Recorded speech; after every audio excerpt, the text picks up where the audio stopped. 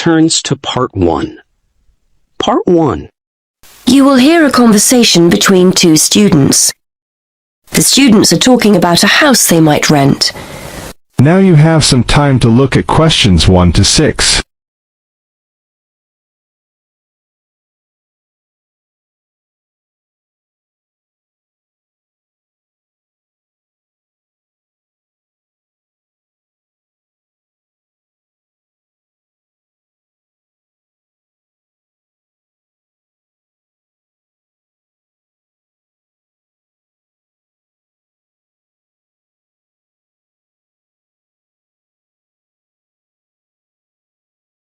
Now we shall begin. You should answer the questions as you listen, because you will not hear the recording a second time. Now listen carefully and answer questions 1 to 6. Hi, Jason. So what's the house like? I hope it's as good as the advert made out. It's okay. I think I finally found something we'll both like at last. Brilliant. So what's it like? Well, it's within walking distance of uni. It's in a residential area. There aren't many students living there, but it's easy to get onto campus. And the city centre is only a bus ride away. Okay, that's a good start. But what's it like inside? To be honest, when I saw the advert, I didn't think it would be big enough for the three of us. The rent's not exactly cheap for the area. So come on, is it worth it? Well, it's got 3 bedrooms and a nice living room, so we'll all have our own space to work and somewhere to sit together. It's clean and there's no need to decorate. I'm sure your mum and dad would be happy with it, if that's anything to go by. Okay, that sounds promising. And the landlady was really nice. She's not one of those people with a lot of properties. In fact, this is the only one she has, so she really looks after it. Her daughter was a student and stayed there last year, apparently. Good. The advert said there's no garage, but I can park on the road outside. I checked, and there are no parking restrictions along that road. I know there are some shops in the neighbourhood, so we'll be okay for food and basic things. Yes, that's right. It's a nice house, and the kitchen's fine. I suppose it's not exactly modern, but it's clean and functional. All the things you need, washing machine, cooker. There's no garden, which is a shame, so nowhere to sit in the summer. But there's Wi-Fi, so all in all, I'm happy with it. Before you hear the rest of the conversation, you have some time to look at questions 7 to 10.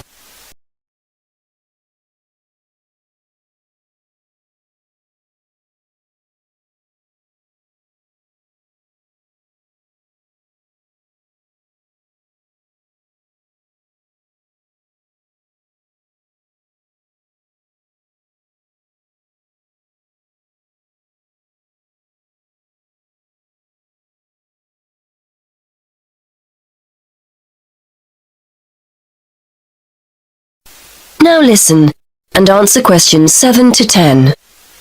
Right then, I think we've cracked it. I'd like to see it myself before we sign anything. I might pop along later to have a look. It's on Foxwell Road, isn't it? Let me just make a note of the address. That's Foxwell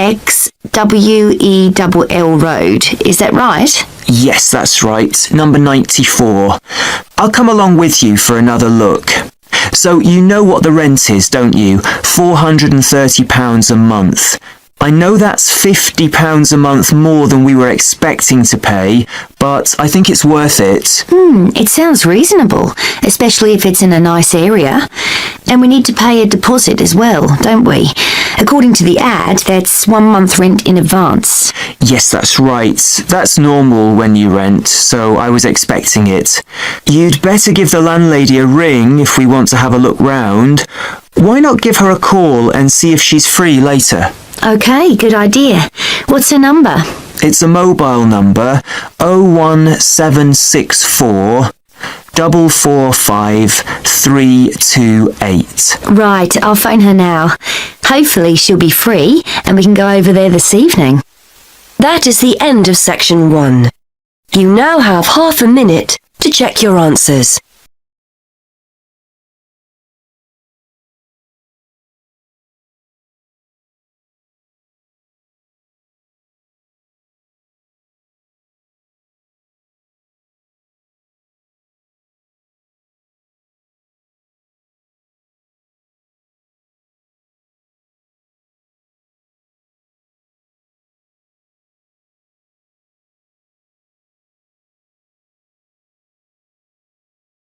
Now turns to Part 2. Part 2. You will hear part of a local radio program about fighting air pollution in Canadian towns. First, you have some time to look at questions 11 to 14.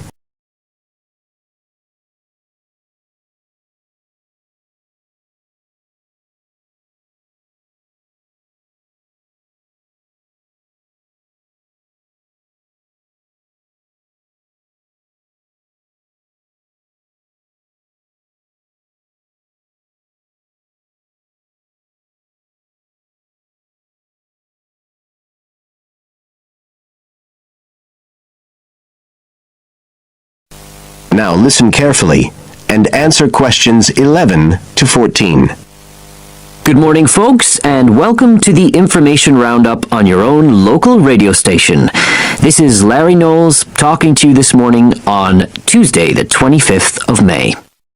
And the first item coming up is a reminder to you all out there about Canadian Clean Air Day, which is on June 6th. In case you weren't around for the last one, this is a chance for Canadians everywhere to focus on the problems of air pollution and to actually try to do something to help reduce the problem. How many Canadians do you think die annually because of air pollution? 2,000? 3,000? Well, the rate is a staggering 5,000, and it's likely to grow unless we do something. And it's this concern with your health that's the driving force behind the government campaign that is sponsoring Clean Air Day. So what causes air pollution in the first place? Well, the transportation sector accounts for 27% of all greenhouse gases produced in Canada. It's also the biggest source of that thick, polluted air from traffic fumes that we call smog. And it's the tiny particles and ground-level ozone in smog that are the main causes of health problems and even deaths across the country. Of course, it's worse in the big cities, but researchers have only recently realized that all you need are low levels of air pollution to seriously damage your health, so we're all at risk. You now have some time to look at questions 15 to 20.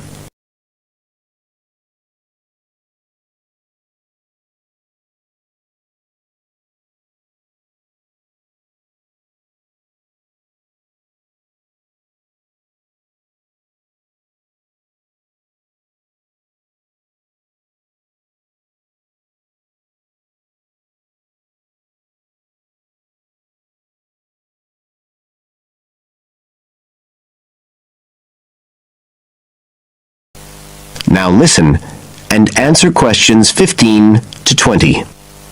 So, what can we do to fight air pollution?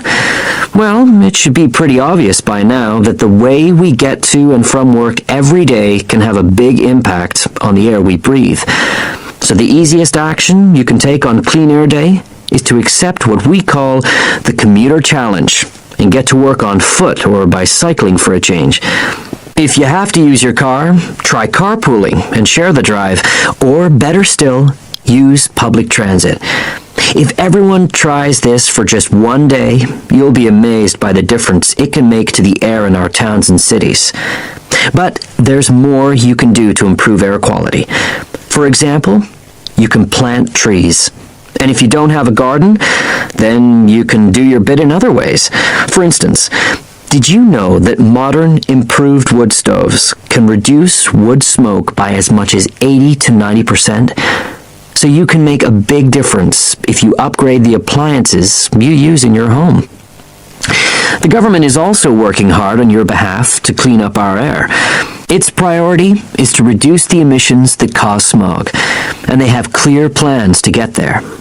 Last year, Canada and the United States agreed to reduce emissions on both sides of the border between the two countries, and they plan to reach their targets in the next few years. The government's also taking action to get cleaner fuels. It's already reduced the sulfur contained in gasoline, and it hopes to reach the reduction target for sulfur in diesel by next year. But the measures don't just focus on the motorist. The federal government's also working to reduce emissions from power plants and factories right across the provinces. You can find out all about government action and all the plans for Clean Air Day events. That is the end of Section 2. You now have half a minute to check your answers.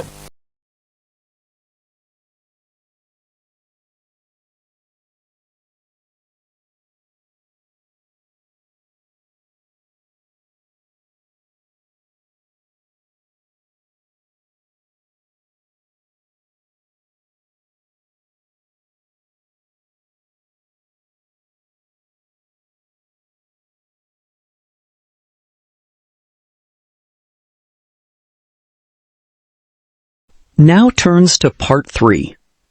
Part 3.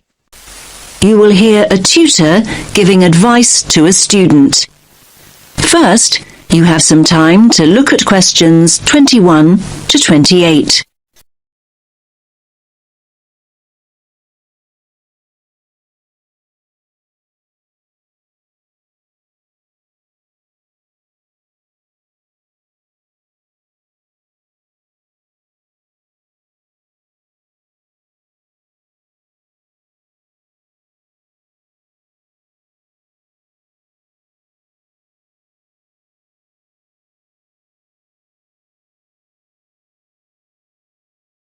Listen carefully to the first part of the conversation and answer questions 21 to 28.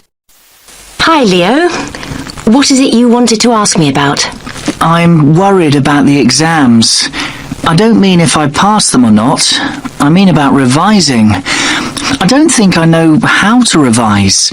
I mean, every time I start looking back over my work, I just switch off. I can't concentrate.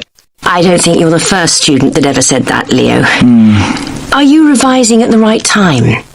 I mean, are you leaving it until too late at night when you've got no energy left?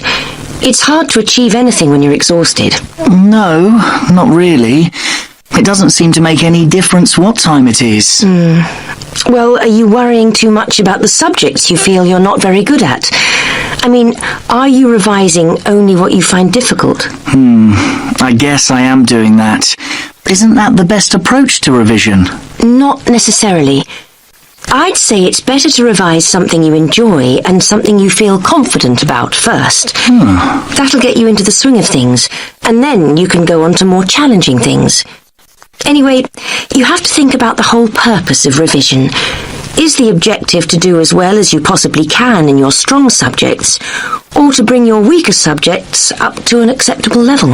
I'm not sure I see the point of revising what I think I'll pass anyway. But revising a stronger subject might mean getting an A grade rather than a B. That might be more rewarding and beneficial in the long run. You might look back and feel a greater sense of pride in getting a couple of A grades than you would about scraping through 3 or 4 other subjects. Yes, I see what you're saying. I hadn't thought about it like that before. I'm not saying that that's what you should do. I'm trying to help you see the possibilities. Yes, I see that. Do you think I should accept that there are 1 or 2 subjects I'll fail and just forget about them? Oh, I wouldn't want to give you that advice. I think you should go into each of the exams at least hoping for a pass grade. My advice would be to set a time limit on how long you'll spend on each subject. You may want to spend a little longer on the subjects you find most difficult, but not an excessive amount of time. Yes, thanks. That's helpful advice. Do you have any more tips about how to go about the actual studying? I mean, how can I keep focused? Well, what sort of learner do you think you are? What do you mean? Well, if you're a visual learner, you like seeing things. From what I know of you, I think you probably are a very visual learner. So what does that mean in terms of revising? You probably learn best with images or diagrams. You could try organising information into tables or flowcharts. I do sometimes make mind maps. Good idea. I think mind maps can really help you organise your thoughts. And another thing, have you thought about revising with other students? I didn't think that would be a good idea. I mean, if I can't concentrate by myself, I certainly wouldn't be able to concentrate when there's another person there to distract me. Now you have some time to look at questions 29 and 30.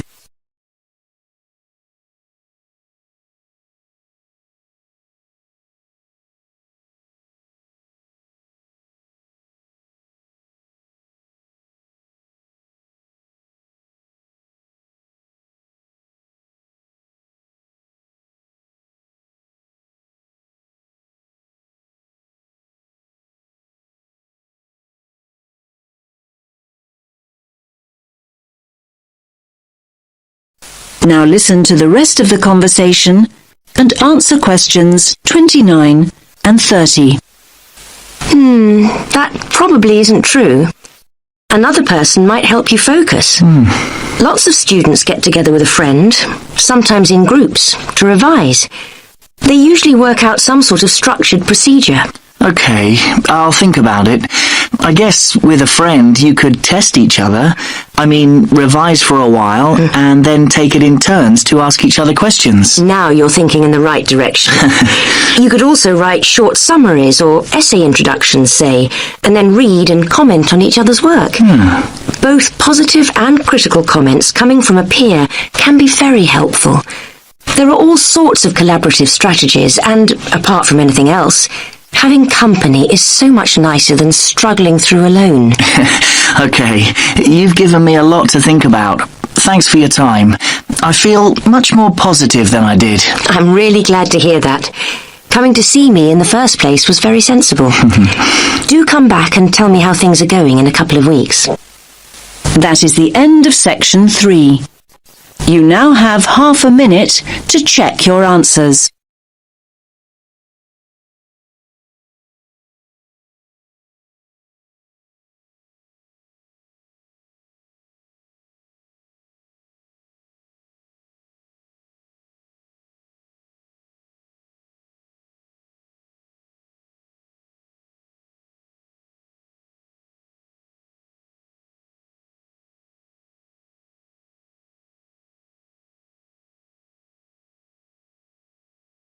Now turns to Part 4. Part 4. You will hear a talk on the subject of the urban landscape. First, you have some time to look at questions 31 to 40.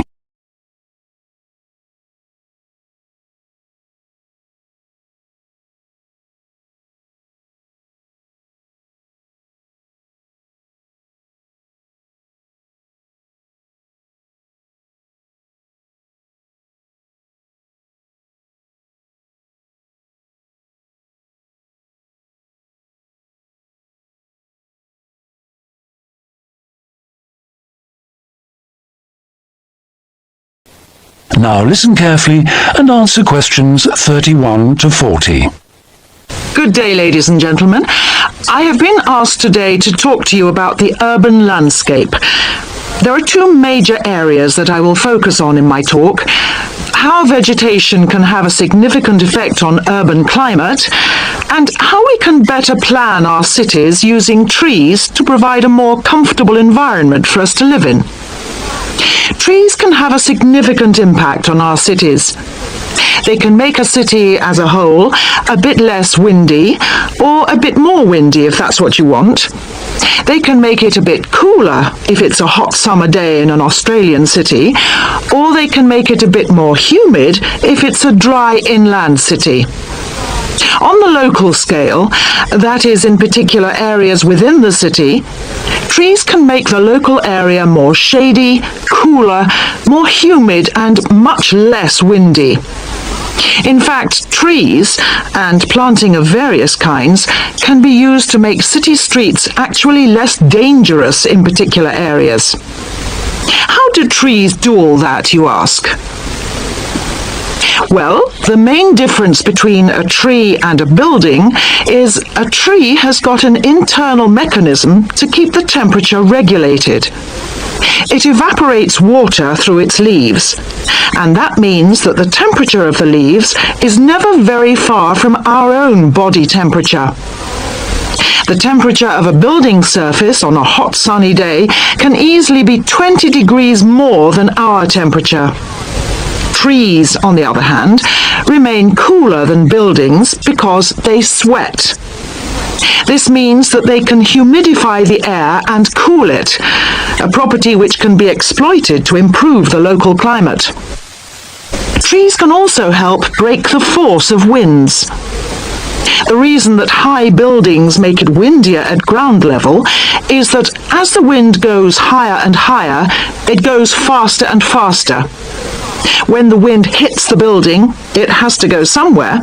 Some of it goes over the top, and some goes around the sides of the building, forcing those high-level winds down to ground level. That doesn't happen when you have trees.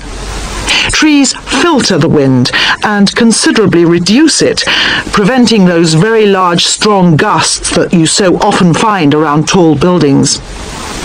Another problem in built-up areas is that traffic noise is intensified by tall buildings. By planting a belt of trees at the side of the road, you can make things a little quieter, but much of the vehicle noise still goes through the trees. Trees can also help reduce the amount of noise in the surroundings, although the effect is not as large as people like to think. Low-frequency noise in particular just goes through the trees as though they aren't there. Although trees can significantly improve the local climate, they do, however, take up a lot of space. There are root systems to consider, and branches blocking windows and so on. It may therefore be difficult to fit trees into the local landscape. There is not a great deal you can do if you have what we call a street canyon, a whole set of high-rises enclosed in a narrow street. Trees need water to grow. They also need some sunlight to grow, and you need room to put them. If you have the chance of knocking buildings down and replacing them, then suddenly you can start looking at different ways to design the streets and to introduce tree planting. That is the end of section 4.